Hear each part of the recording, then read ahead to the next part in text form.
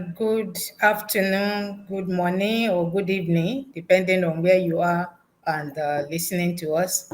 I guess the internet was not cooperating with the video there, so we're just going to go into the live stream directly. So welcome to another edition of the Professional Roundtable with Arrows Education. This evening, so I'm going to be saying evening because it's evening at my end. So never mind if it's morning at your end. So this evening, I have another professional on the table with me. So Eddy is here with me. I'm going to make a brief introduction, and then we're going to get into the discussion proper. So thank you very much for joining us, Eddy. Eddy has over 28 years international experience in the oil and gas and energy industry. He is currently the Vice President of Business Development of Valura. I think I confirmed that, Valura Energy, a listed Canadian upstream oil and gas company based in Singapore. If you don't know where Singapore is, that's next door to Malaysia in the southern part of Asia. So prior to being to Valura, Eddy's career spanned a wide range of roles from technical, commercial, M&A, finance, general management, and entrepreneurial with startups, growth stage companies, consulting firms, and banks to international oil companies such as Shell, and then even banks like Standard Chartered Bank. He graduated with an MBA from Booth School of Business at the University of Chicago and has a Master in Engineering from Imperial College, London. So we are very honored to have Eddy with us on this professional roundtable this evening. He's going to be sharing his experience, and we trust that you're going to learn a lot. 28 years is a lot. That's almost 3 decades packed into, say, 30 minutes for you.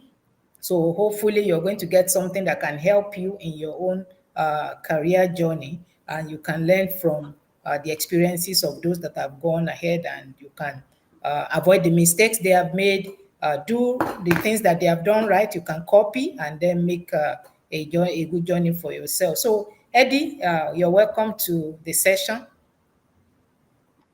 Thank you. Okay, so I'll go in directly and I'll say, let's start with what initially drew you to study engineering and how that has shaped your early career.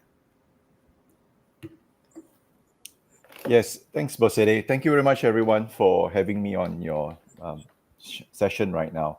I think engineering for me was something that I knew I was going to do, simply because, as a student going through secondary school, one will frequently look to people around for role models. And at that time, I had uncles who were in engineering. And what attracted me to engineering was the role that they took it has generated or created things.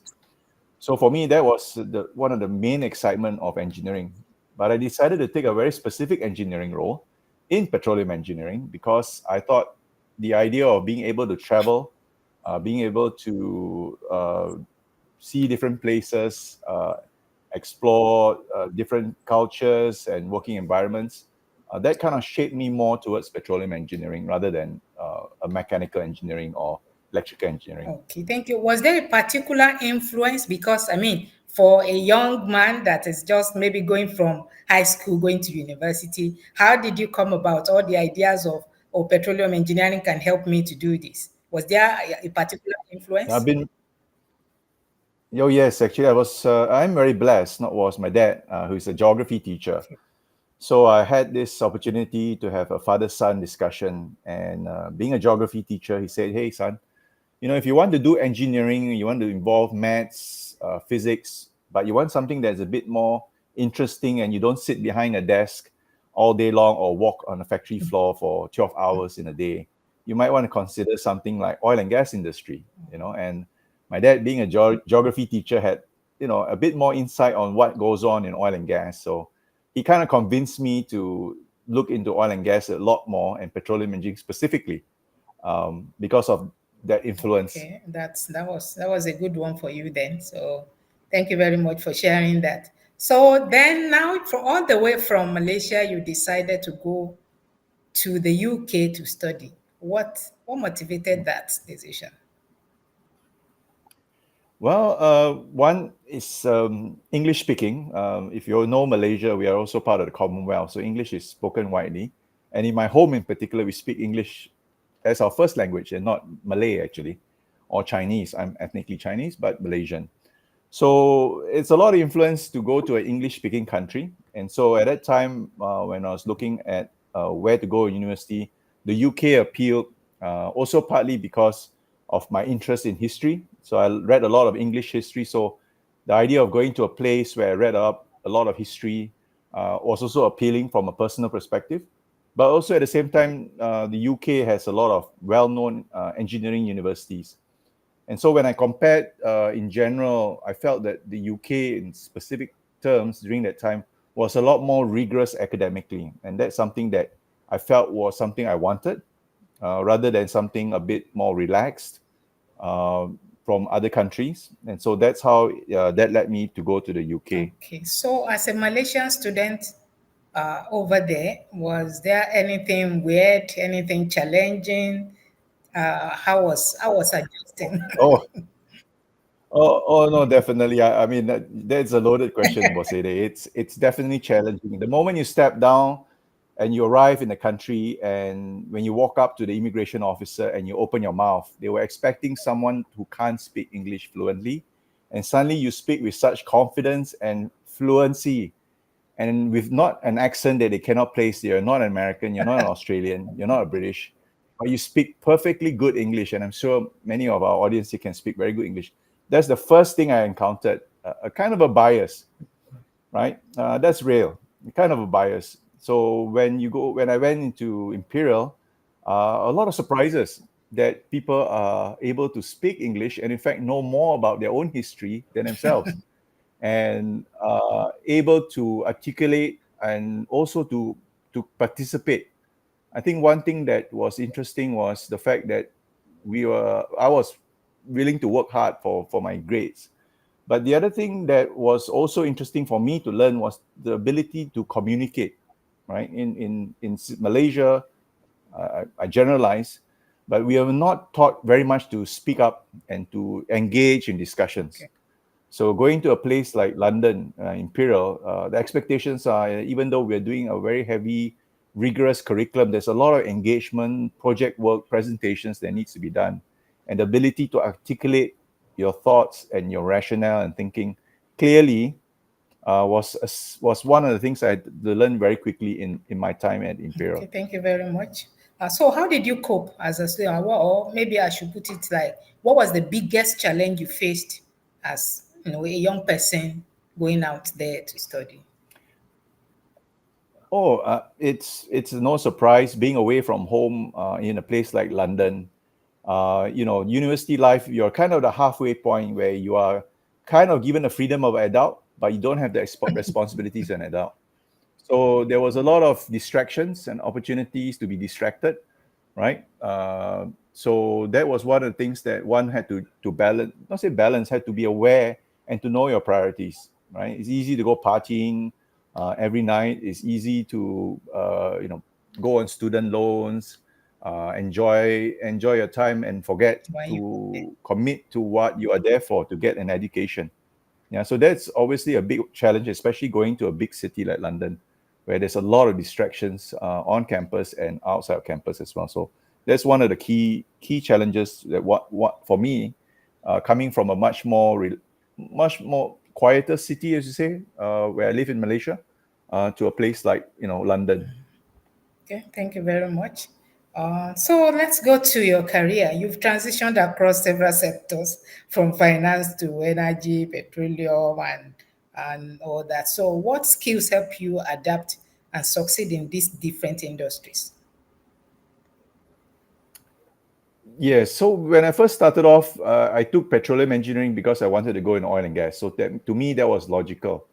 But as I went into my job at Shell as an engineer, I realized that what I learned in university was useful, but the company itself had its own training program and its own ways of analyzing data and so on and so forth. So what I learned in university did help in some ways, so that I didn't have to understand some of the jargon, but a lot of it was learned on the job. But to move from, say, my first move from engineering to consulting, one of the things that you need to do is to very basic stuff, like being able to analyze data. So for me, I was very fortunate that I like maths, so that sort of gave me some sort of transferable skills, right? And looking at formulas. So when I went into consulting, I was looking more into the money side, the commercial side of oil and gas. So you need to do financial models, economic models, assess cash flows.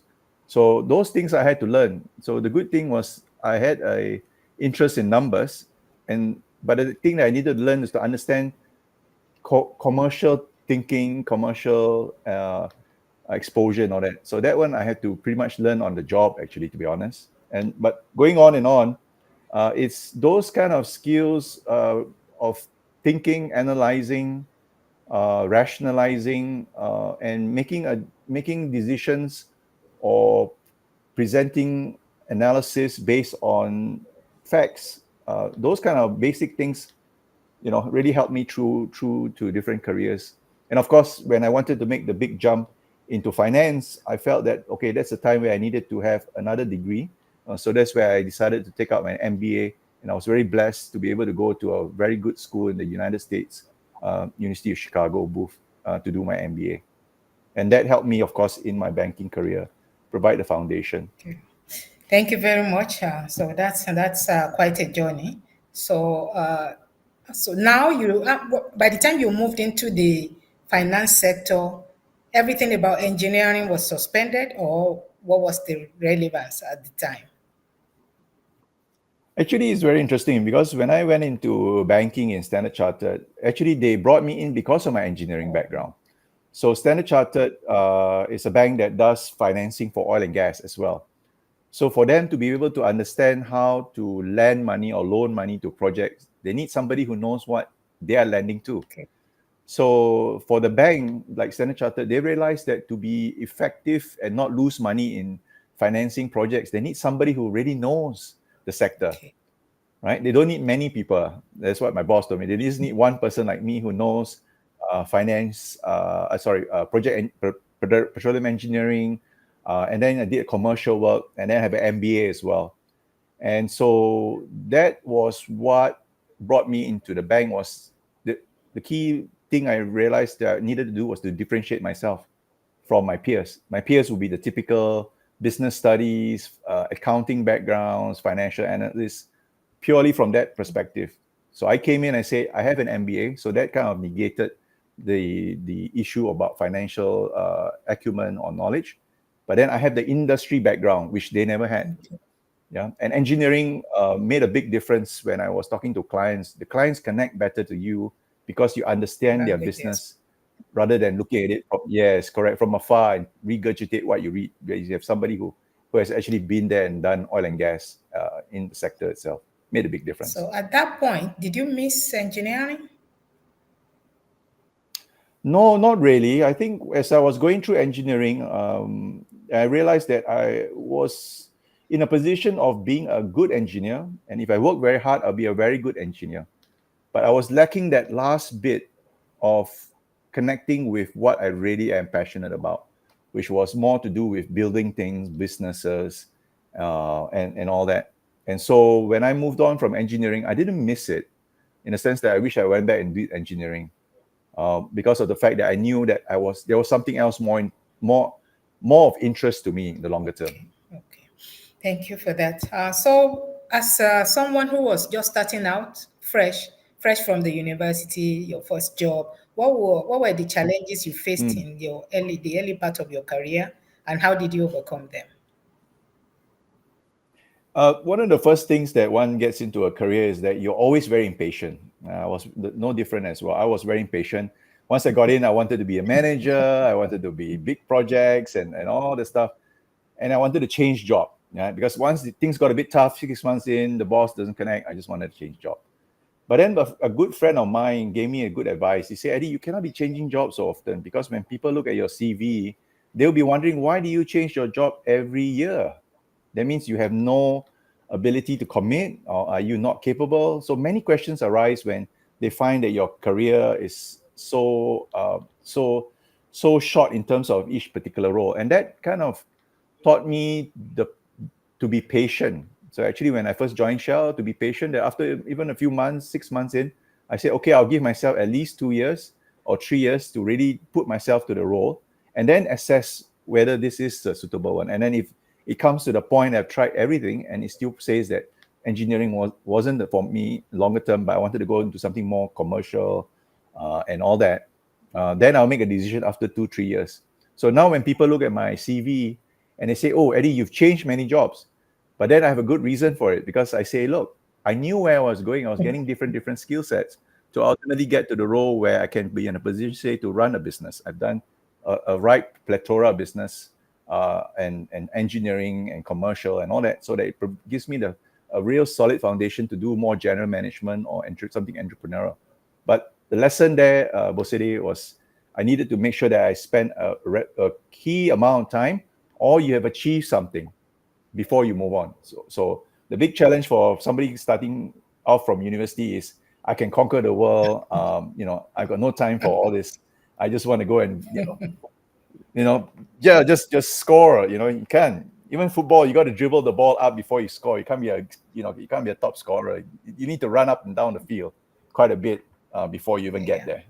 Thank you very much. So if I get you right, what you are telling our audience is, don't jump from one job to another like so fast. Stay on and build a career somewhere before you fly. Because I remember, I think it was Correct. 2 sessions back, and someone was also mentioning that, and he said, "Oh, I had some of my colleagues, they were jumping from one job to another, and that enabled them to actually rise faster." So I'm looking at those side by side. What do you say about that? Yeah, I don't believe that. I don't believe that. If you are in a company and you jump up quickly, that's because somebody had decided that you should be a CEO or a country manager or GM in what number of years. There are some companies that for some reason, when you come in on day one, they know that they know your future. And I never liked that, because that really meant that those who did not come under that category would not be given the opportunity, because they are biased from the get-go. If you heard the expression, the glass is half empty or half full, if you do so much work, did great work, but because they've already had that bias about you, because of some preconceived notion of your capability in the long term, then you'll never be given an opportunity. So when people do that and rise so fast, it's not a sustainable rise, because one day their mentor or their patron or the CEO might change, the whole system might change, and then this person would have no foundation to stand on.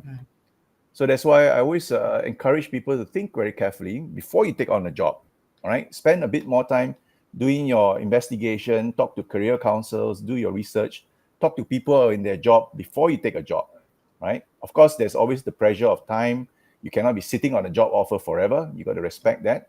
But you also got to do your homework to know, so that when you make the decision, you make the best possible decision, and you've considered so many factors, including finding out what that job involves, so that you can ensure that you'll be long in that sort of role as long as possible. Okay, thank you very much. So now, what were the key decisions or moments that you consider as the turning point in your career? Thank you. I think for me, the turning point for my career was actually going and doing my MBA. When people look at my MBA and they say, wow, University of Chicago is number one in the US, but they don't know how many times I tried at getting into the university. I tried 3 times in 4 years, right?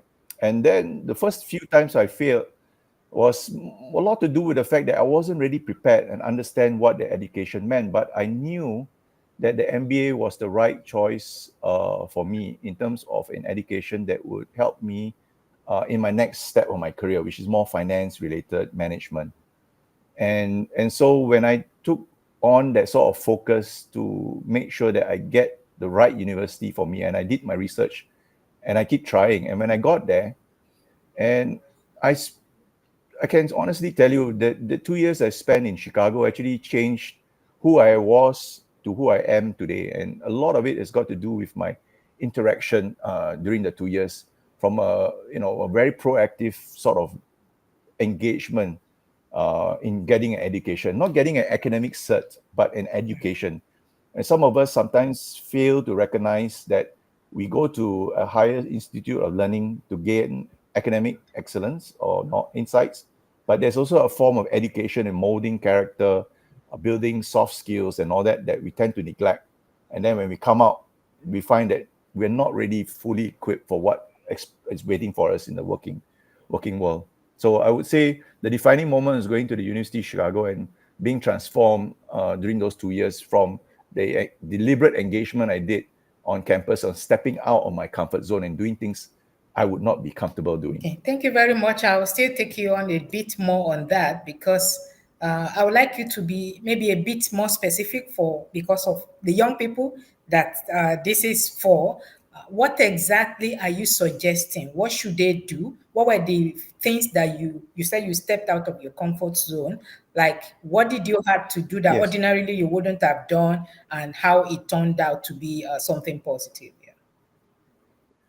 Correct. So the first thing I did was to put myself up to be elected for my class cohort representative. So it's like your class rep at the student council. Can you imagine going to a University of Chicago with very highly qualified men and women from all nationalities, including Americans in an institution, and you have a classmates of about 50 people, all very accomplished, and you got to go up there and convince them why should they appoint you or elect you to be their representative. That's one, and I became their rep. And later on, I pushed myself to be a facilitator that taught a leadership course and developed a leadership course that is compulsory for all first-year students and for part-time students as well in their first semester. And again, this is again putting myself out for audition.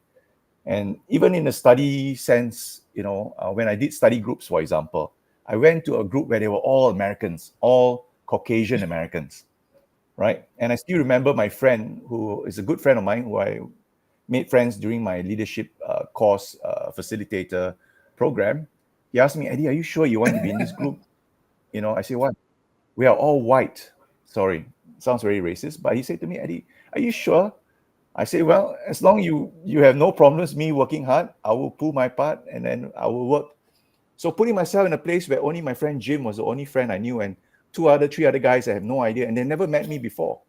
So putting myself out and not, the easy thing to do is to huddle with people from your own country. Nothing wrong with that. In social times, we can do that.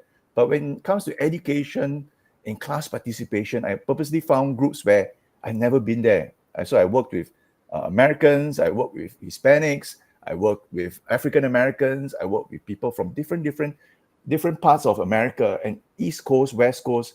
So every time I do something, look to do something, is something that I would normally would shy from doing.